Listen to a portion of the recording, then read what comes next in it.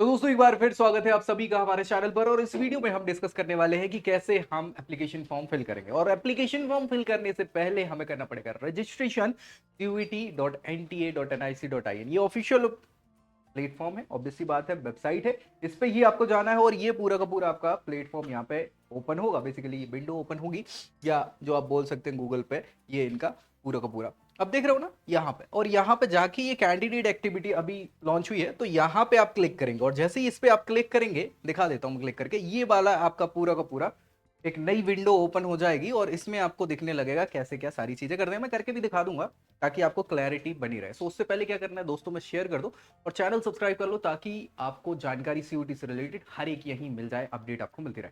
और क्या करना है, हाँ कुछ डाउट बचता है तो कमेंट करना है ताकि उसको रिजॉल्व किया जा सके। दोस्तों में शेयर करना है। और आपको अगर कोई भी जानकारी चाहिए है प्रॉपर, तो आपको प्रोफाइल एनालिसिस फॉर्म फिल कर देना है, ताकि हमारी टीम कांटेक्ट करके बताए कि क्या आपके लिए। चलो, ये जैसे ही हमने यहाँ पे ओपन किया, तो यहाँ तीन आपको विंडोज अलग अलग दिख रही होगी। दिख रही है कि नहीं दिख रही?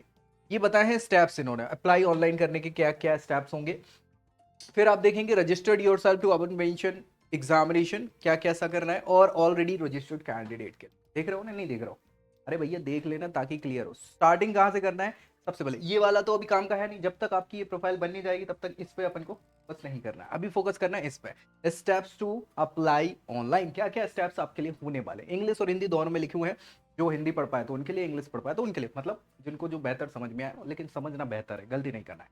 Apply for online registration, fill online form, application form, साथ ही साथ pay examination fee and download confirmation fees. ये बाद में करेंगे जब फी वगैरह पे कर लेंगे। हाँ तो जरूर करके रखना है, समझ गए? यहाँ पे क्लिक करेंगे, कुछ नहीं होगा। होगा क्या? कुछ नहीं होगा ना हिंदी वाले पे किसी ने। यहाँ आप क्लिक करेंगे डाउनलोड इन्फॉर्मेशन बुलेटिन। जो मैंने एक वीडियो बनाया था उसमें पूरा इन्फॉर्मेशन बुलेटिन आपको प्रोवाइड कराया था, उसका इंडेक्स में हमने डिस्कस किया था। और एक एक करके मैं वीडियोस भी बना दूंगा उनके रिस्पेक्टिव, जो भी सब्जेक्ट्स वहां पे दिए हुए हैं, जितने भी टॉपिक्स हैं जो मुझे लगते हैं कि आपको जानकारी होनी चाहिए, तो मैं बना दूंगा, डोंट वरी। ये आप क्लिक करेंगे तो आपको इन्फॉर्मेशन बुलेटिन मिल जाएगा। क्लिक करके दिखाऊं क्या? नहीं, दिखाने की जरूरत नहीं है। ये है वो इन्फॉर्मेशन बुलेटिन जो हमने डिस्कस किया था, तो वो क्लिक करोगे तो आपको मिल जाएगा। अभी क्या करना है, register yourself to our mention examination.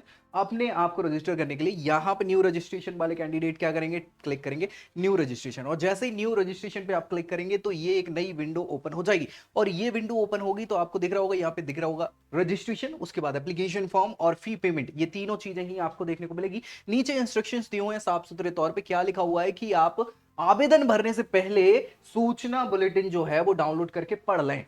और मैंने बता दिया है बहुत सारी चीजें। उसके साथ साथ यहाँ नीचे जो प्रक्रिया निर्देश दिए गए हैं उसके हिसाब से सारी चीजों को आपको करना होगा, है ना। अलग अलग पाठ्यक्रम की सूची भी आपको देखना पड़ेगा कि सीयूटी में कौन सी यूनिवर्सिटी क्या क्या पाठ्यक्रम प्रोवाइड करा रही है और सारी चीजें। ठीक है, फी स्ट्रक्चर इन्होंने नीचे दिया हुआ है, आप देख रहे होंगे। अगर आप जनरल कैटेगरी से बिलोंग करते हैं तो आपको 1000 रुपया जो है 3 सब्जेक्ट तक के लिए लगने वाला है। क्या? 3 सब्जेक्ट के लिए 1000 रुपया, मतलब कम से कम 3 सब्जेक्ट तो फिल करने ही है। उसके बाद के एक्स्ट्रा सब्जेक्ट जो अगर आप करते हैं तो 400 रुपया ईच लगेगा। अब याद रखिए कि मैक्सिमम 5 सब्जेक्ट ही ऑप्ट आउट करेंगे आप, लैंग्वेज और जनरल एप्टीट्यूड टेस्ट को मिला के, है ना। एक्सक्लूड नहीं है, वो इंक्लूडेड हैं। ठीक है, सो उनको आपको रखना है। यानी कि ज्यादा से ज्यादा 1800 रुपए जनरल वाले बच्चों को लगने वाले हैं। 800 और लगेंगे 2 सब्जेक्ट के, 3 सब्जेक्ट तो यहाँ पे इंक्लूडेड है। वैसे ही ओबीसी के लिए 900, है ना। SC ST PWD PWD PWBD और थर्ड जेंडर के लिए 800 रुपया। और आउटसाइड इंडिया के जो भी कैंडिडेट्स हैं उनके लिए 4500 रुपए लगेंगे 3 के लिए। बाकी के लिए फिर 1800 रुपए ईच लगेंगे आउटसाइड इंडिया वालों के लिए। बाकी यहाँ पे इनके लिए 375 और 350 रुपए पर सब्जेक्ट होगा। ये फीसेस दिमाग में रखना है आपको, ठीक है। रिस्पेक्टिव जो भी आपकी कैटेगरी है उसके हिसाब से आपके ये फीस स्ट्रक्चर होंगे। फिर आते हैं आगे, क्या है यहाँ पे आगे बताया, आवेदन करने की प्रक्रिया। 3 चरणों का पालन आपको करना होगा। 3 चरणों का पालन आपको करना होगा। पहला है रजिस्ट्रेशन ऑफ एप्लीकेशन फॉर्म। आपको रजिस्ट्रेशन करना होगा। अभ्यर्थियों को एनडीए वेबसाइट पर सूचना उपलब्ध में दिए गए निर्देशों को ध्यान में पढ़ना चाहिए और निर्देशों का पालन करके ही करना चाहिए। मतलब वो यही कह रहे हैं कि आप अच्छे से उनको इंस्ट्रक्शंस को पढ़ लें और सारी चीजें जो नहीं समझ में आया पूछ सकते हैं कमेंट करके, है ना।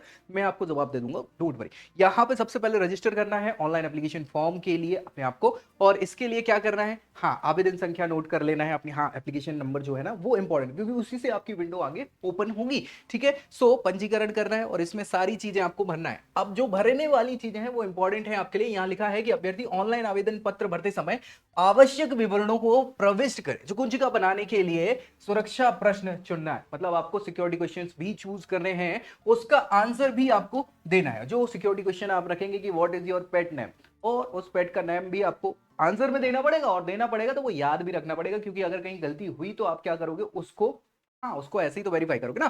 सो व्यक्तिगत विवरणों को सफलतापूर्वक प्रस्तुत करने के बाद आवेदन संख्या प्राप्त होगी। मतलब आप जो अपना ईमेल देंगे, मोबाइल नंबर देंगे, अपने व्यक्तिगत विवरण देंगे, पर्सनल डिटेल्स जिसको बोलते हैं, उसके बाद आपको एक एप्लीकेशन नंबर प्रोवाइड किया जाएगा, और वही एप्लीकेशन नंबर इंपॉर्टेंट होगा जो लिख के रखना है आपको। शेष चरणों को पूरा करने के लिए वही एप्लीकेशन नंबर फिल करके आपको बाकी की सारी चीजें होंगी। इसमें आपको जो मोबाइल नंबर आप प्रोवाइड कराएंगे वो याद रखिए कि चालू होगा, ऐसा नहीं करेंगे 3 महीने से उसमें रिचार्ज नहीं कराया तो मैसेज भी नहीं आ रहा है, कॉल भी नहीं आ रहा है, ये दिक्कत हो सकती है आपके लिए, है ना। तो रिचार्ज करके रखना है, चालू रखना है। ईमेल एड्रेस आपको वैलिड देना है जिसमें आपके ओटीपी वगैरह और बाकी की इंफॉर्मेशन आए, तो इसीलिए इंपॉर्टेंट है ये। नहीं बनी है तो बना लीजिएगा, वैलिड बनाइएगा, और किसी और साइबर कैफे में भैया के नाम से मत बनवाइएगा, खुद के नाम से बनवाइएगा।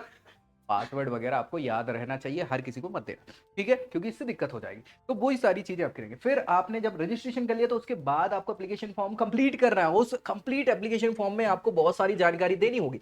अभी तो हमने प्रॉपर पर्सनल जानकारी भी नहीं दी थी, तो वो भी देंगे, क्वालिफिकेशन वाली जानकारी भी देंगे, एग्जामिनेशन से रिलेटेड, आपकी डॉक्यूमेंटेशन से रिलेटेड सारी चीजें आपको यहाँ पे भरनी होंगी, और जो भी इंस्ट्रक्शन है उसके अकॉर्डिंग ही ये सारी चीजें आपको भरनी होंगी, जिसमें आप देखोगे तो आपके, हाँ, जब आपकी आवेदन संख्या कुछ जगह लॉग इन करके प्रवेश पत्र पूरा मतलब आवेदन पत्र पूरा करेंगे, इसमें क्या करना है कि आपको बहुत सारी फोटो, हस्ताक्षर, प्रमाण पत्र, है ना, उसकी छवियां लगेंगी स्कैन की हुई, डॉक्यूमेंट्स वगैरह की, हाँ फोटो वगैरह, और कैसे क्या है तो वो सारी चीजें आपको रख लेना है ना। सिग्नेचर जो रहेंगे आपके, वो सिग्नेचर फाइल जो रहेंगी, सिग्नेचर जेपीजी या जेपीईजी फॉर्मेट में रहेंगी, 10 से 50 केबी की होनी चाहिए, इससे ज्यादा कम होगी तो वो मतलब करेंगे ही नहीं accept. Scan copy of PWD UIDI, है ना, यूडीआईडीआई, ये आईडी है उन सभी के लिए जो हाँ डिसेबल कैंडिडेट्स हैं उनके लिए, तो उनको 50 से 300 केबी के बीच का ये डॉक्यूमेंट आपको देना होगा, है ना। कोई समस्या इसमें है नहीं, है ना। पीडीएफ फॉर्मेट में रहेगा तो बेहतर है। अब इसमें सारी चीजें हैं कि इसमें हाँ इनको ध्यान से भरना है, क्योंकि ये अगर गलत होगा ना तो इसको सुधारने का मौका दोबारा मिलेगा नहीं, तो बड़ी सोच समझ के इन सारी चीजों को बनना है। तीसरी चीज जो आपको आगे रखनी है दिमाग में, तीसरा स्टेप, वो है फी पेमेंट का। ऑब्वियसली बात है, फी पेमेंट करना है तो आप कैसे भी कर सकते हैं, ऑनलाइन कर सकते हैं, डेबिट कार्ड से। डेबिट कार्ड होता है जिससे हम पैसा निकालते कैश, क्रेडिट कार्ड होता है बहुत कम लोग रखते हैं, बिजनेसेस वगैरह जो रखते हैं, तो क्रेडिट कार्ड होता है उसमें डायरेक्ट कुछ लिमिट होती है। इसके अलावा यूपीआई से भी आप कर सकते हैं, जो आजकल फोन पे, गूगल पे वगैरह आप करते हैं वो, या फिर आप चाहें तो आपका नेट बैंकिंग से भी आप कर सकते हैं। आपकी तो नहीं होगी, पापा जी की, मम्मी की, या फिर भाई बहन बड़े हैं तो उनकी हो सकती है, या फिर वो कैफे में जाएंगे ना साइबर कैफे वाले भैया की भी होगी, तो ऐसी कोई दिक्कत आपको नहीं होगी, ठीक है। हाँ ये सारी चीजें आपको कर देनी है। अब इसमें कुछ निर्देश वगैरह जो दिए हैं वो यही दिए हैं कि आप जब फॉर्म फिल कर रहे हैं तो आप गलतियां ना करने की कोशिश करें, कम से कम करने की कोशिश करें। एटलीस्ट जो मैंडेटरी चीजें हैं, आपके नाम है, पापा जी का नाम है, उनकी स्पेल वगैरह जो है वो गलती नहीं होनी चाहिए, क्योंकि वही फिर आपको बाद में देखने को मिलेगा और जो फिर सुधारने योग्य नहीं होगा, इसलिए ये बहुत ही इंपॉर्टेंट है आपके लिए, ठीक है। अब कुछ जो सिक्योरिटी क्वेश्चंस वगैरह आप रखेंगे तो रखना ही पड़ेगा, ऑब्वियसली बात है, तो वो भी सोच समझ के आपको ऑप्ट करना है, और उसका आंसर भी दिमाग में रखना है, अगर भविष्य में कुछ भूल चूक हो जाती है ना तो वो काम आता है। इसके अलावा जो आपकी एप्लीकेशन नंबर है ना, उससे ही आपको फिर आगे चल के लॉग इन करना है, तो उसको सेफ एंड सिक्योर जगह पर रख लेना है, कहीं दिमाग में रखना है, पासवर्ड आपको बना के रखना है, ठीक है। हाँ किसी और को बताना नहीं है, नहीं तो दिक्कत हो जाएगी, पता चले आपके नाम से कुछ का कुछ वो कर दे, एडिट कर दे और गड़बड़ कर दे तो दिक्कत हो जाएगी, ठीक है। हाँ बाद में क्या है भैया,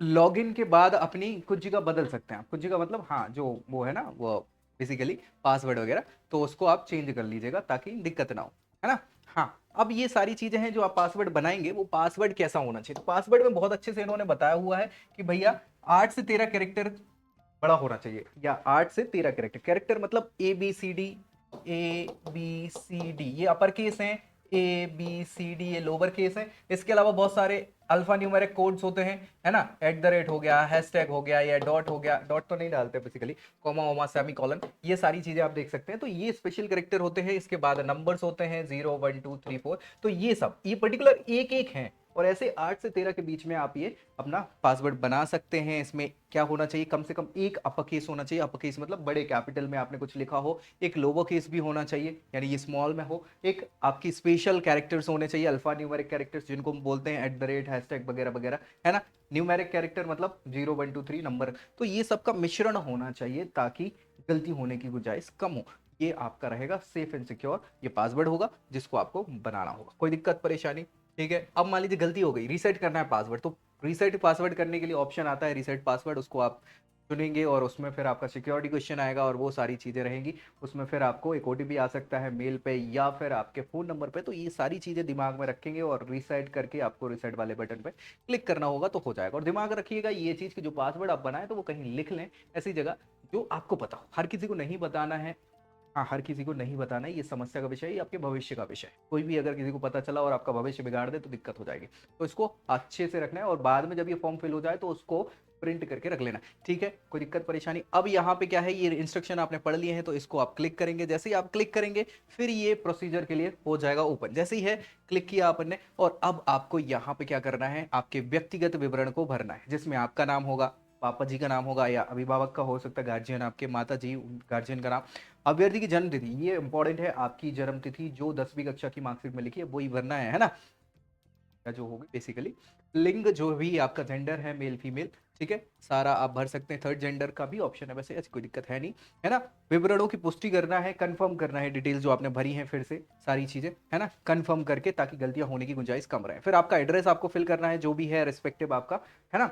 हाँ, मकान नंबर, गली नंबर, फलाना डिमाका, लैंडमार्क, इसके अलावा जो आपके पिन कोड वगैरह हैं वो सब बेसिक से सही भरना है। और आपके पते के लिए, मतलब आपसे अगर कम्युनिकेशन करना हो तो आप कैसे इलेक्ट्रॉनिकली अवेलेबल होंगे, ईमेल एड्रेस वगैरह क्या है, मोबाइल नंबर वगैरह आपका सारा, ये सारी चीज़ें आपको रखनी है। ठीक है, फिर सेम टू सेम अगर आपका एड्रेस वही है परमानेंट और एज आ जो भी आपसे पत्राचार करना हो तो कम्युनिकेशन के लिए, तो वर्तमान और जो प्रॉपर एड्रेस है वो आप भर सकते हैं, प्रेजेंट। और अगर वही है तो सेम क्लिक करिएगा, जैसे जैसे कहता है भर जाएगा। अगर नहीं है तो दिक्कत है। कुंजी का पासवर्ड आपको यहाँ पे बनाना होगा, कैसे बनाना है वो अभी हमने डिस्कस किया था, तो वो बन जाएगा। और फाइनली ये कैप्चा आप डाल के यहाँ पे क्या कर लेंगे, सबमिट कर देंगे और आपका रजिस्ट्रेशन डन। ये रजिस्ट्रेशन ही डन हुआ है, उसके आगे की प्रक्रिया उसके बाद होगी। जब तक ये नहीं करेंगे तब तक आपका एप्लीकेशन नहीं होगा।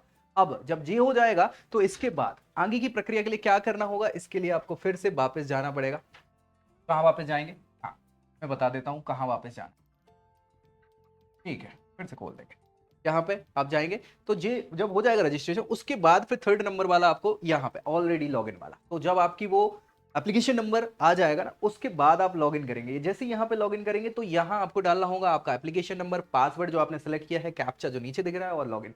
इसको जैसे ही आप लॉगिन करेंगे इसके बाद आपकी पूरी एप्लीकेशन विंडो ओपन हो जाएगी और वहां की बाकी की डिटेल्स आपको फिल करके पेमेंट करना है और फाइनली आपका क्या हो जाएगा, रजिस्ट्रेशन कंप्लीट होगा, एप्लीकेशन फॉर्म फिल हो जाएगा। इसमें दो चार चीजें और दिमाग में रखनी है। क्या दिमाग में, सबसे इंपॉर्टेंट है कि कोर्सेज क्या सेलेक्ट करने हैं, दूसरी चीज यूनिवर्सिटीज कौन कौन से प्रेफरेंसेस देने हैं।